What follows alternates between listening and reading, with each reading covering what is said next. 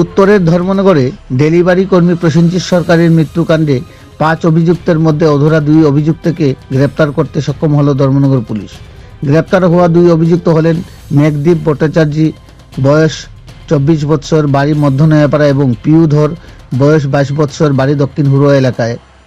Dharmanagar police সূত্রে জানা যায়, আসাম রাজ্য থেকে ত্রিপুরায় ফেরার পথে অভিযান চালিয়ে প্রথমে একজনকে কদমতলা থানার সম্মুখ থেকে নাকা পয়েন্টে এবং অপরজনকে প্রেমতলা এলাকা থেকে গ্রেপ্তার করা হয়।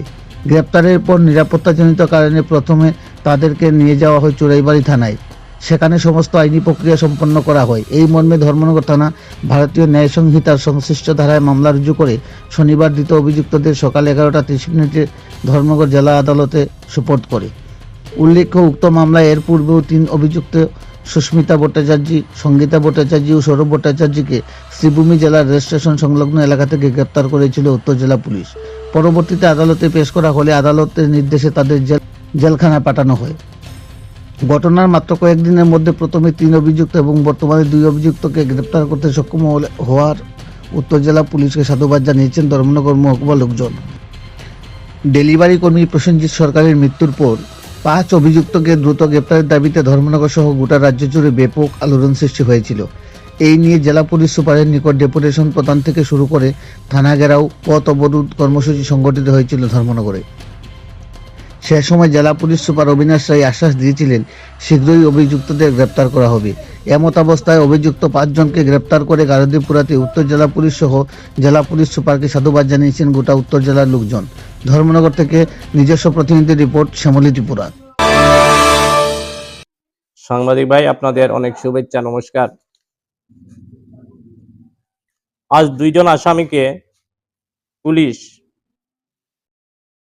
একজনকে কদমতলা পুলিশ স্টেশনের নাকা পয়েন্ট থেকে, সে হলো মেঘদীপ ভট্টাচার্য, এবং আরেকজন 21 মিস পিউধর, তাকে প্রেমতলা নিয়ার ফায়ার সার্ভিস অফিসের কাছ থেকে পুলিশ অ্যারেস্ট করে আজকে আদালতে তাদেরকে প্রডিউস করা হয়। আপনারা জানেন, ধর্মনগরে কিছুদিন আগে এক মর্মান্তিক ঘটনা ঘটেছিল। তারিখটা হলো 13/12/2025 ইংরেজি, অনুমান সন্ধ্যা 6 সময় একটা ছেলে ব্লু ডার্ট কুরিয়ার সার্ভিস অফিসে ডেলিভারি বয়ের কাজ করত। তার ওই ডেলিভারি আর্টিকেলস নিয়ে 21 পার্সনের সাথে তার বাগবিতণ্ডা হয়।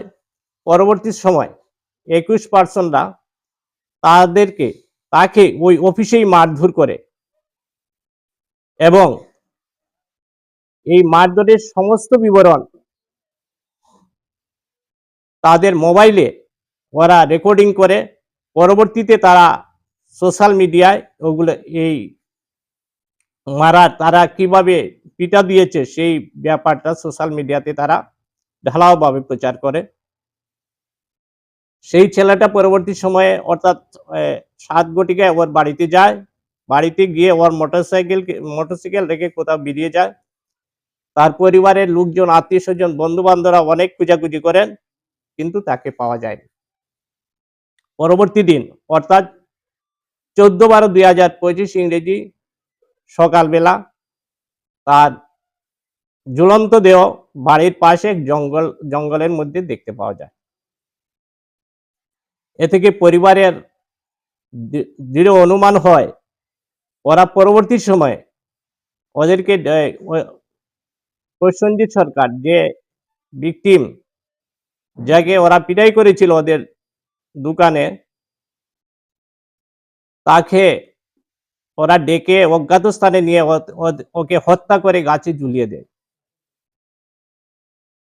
পুলিশ এই কেস রেজিস্ট্রি করে Dharmanagar DMN PS case number 122/2025 under section 329 subsection 4, 115 subsection 2, 103 subsection 1 and 35 subsection 5 BNS 2023 এই ধারায় পুলিশ কেস রেজিস্ট্রি করে।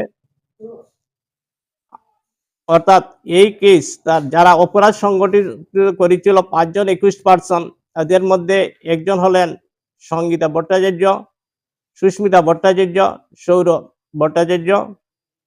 ওদেরকে 18/12/2025 ইংরেজি পুলিশ ওদেরকে গ্রেপ্তার করে আদালতে প্রডিউস করে।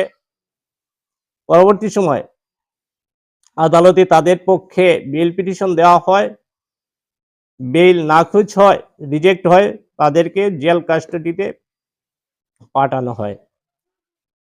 আজ দুজন আসামি যাদেরকে পুলিশ কোর্টে প্রডিউস করেছিলেন, অর্থাৎ মেঘদীপ ভট্টাচার্য এবং পিউধর, তাদের বেল পিটিশন আদালতে রিজেক্ট হয়।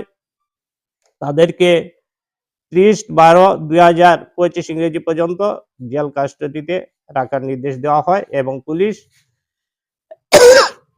এর মধ্যে অর্থাৎ 2 দিন জেলে গিয়ে ওদেরকে ইন্টারোগেশন করতে পারবে। এই প্রভিশন বেল কন্ডিশনের মধ্যে আছে, আজকে অর্ডারের মধ্যে আছে।